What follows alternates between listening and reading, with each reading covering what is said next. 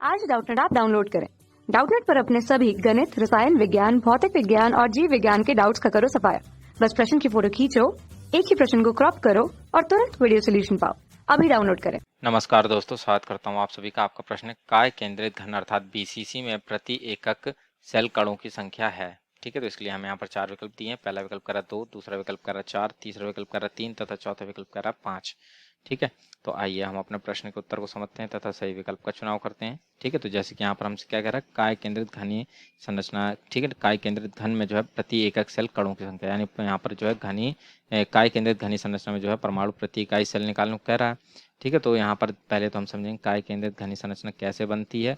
ठीक है, और उसके पश्चात जो है देखते हैं कि हमारे यहाँ पर परमाणु प्रति इकाई सेल कितने होंगे। ठीक है, तो जो काय केंद्रित घनी संरचना होती है जिसे हम कहते हैं बीसीसी, ठीक है, ये जो है इसमें जो है वह हमारे 8 परमाणु जो होते हैं वे घन के कोनों पर उपस्थित होते हैं। 8 परमाणु कोनों पर होते हैं हमारे, ठीक है ना, तथा एक जो परमाणु होता है वह घन के केंद्र पर होता है। एक परमाणु जो है वह घन के केंद्र पर होता है। तो ये जो संरचना हमारी बनती है उसे हम कहते हैं काय केंद्रित घनी संरचना। ठीक है, तो यहाँ पर जैसे कि हम यहाँ पर अगर चित्र बनाएंगे, ठीक है, और फिर समझें, ठीक है ना, तो ये जो है हमने 2 फलक बना लिए। ठीक है, और इस जब फलक के कोनों को जब हम मिला देंगे तो ये जो है हमारी एक घनी संरचना का जो है निर्माण कर देंगे। ठीक है, तो इस प्रकार से देख सकते हैं। तो यहाँ पर हमने जैसे कहा था कि 8 परमाणु घन के कोनों पर उपस्थित होते हैं, तो कोने पर उपस्थित जो परमाणु होते हैं ये जो है 8 एकक इकाई सेल में विभाजित होते हैं। इस वजह से इनका 1 एकक इकाई सेल में जो योगदान होता है वह 1/8 ही होता है केवल।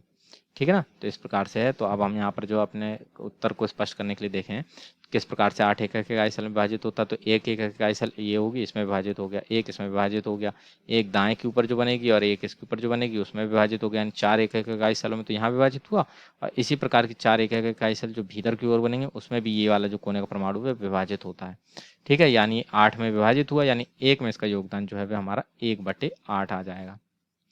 ठीक है, अब एक परमाणु जो होता है वह घन के केंद्र पर होता है, तो घन का केंद्र जो है वह हमारे विकर्णों का कटान बिंदु होता है। ठीक है, तो देख सकते हैं ये हमारे विकर्णों को ये हमने मिला दिए, तो यहाँ पर देखेंगे ये जो है इसका हमें कटान बिंदु यहाँ पर प्राप्त हुआ। तो यहाँ पर जो है वह हमारा एक परमाणु जो है वह स्थित होगा। तो अब देख सकते हैं ये वाला जो परमाणु है पूर्ण रूप से एक ही में जो है स्थित है, ये किसी और में विभाजित होते नहीं, यानी इसका योगदान जो है वह पूर्ण योगदान है।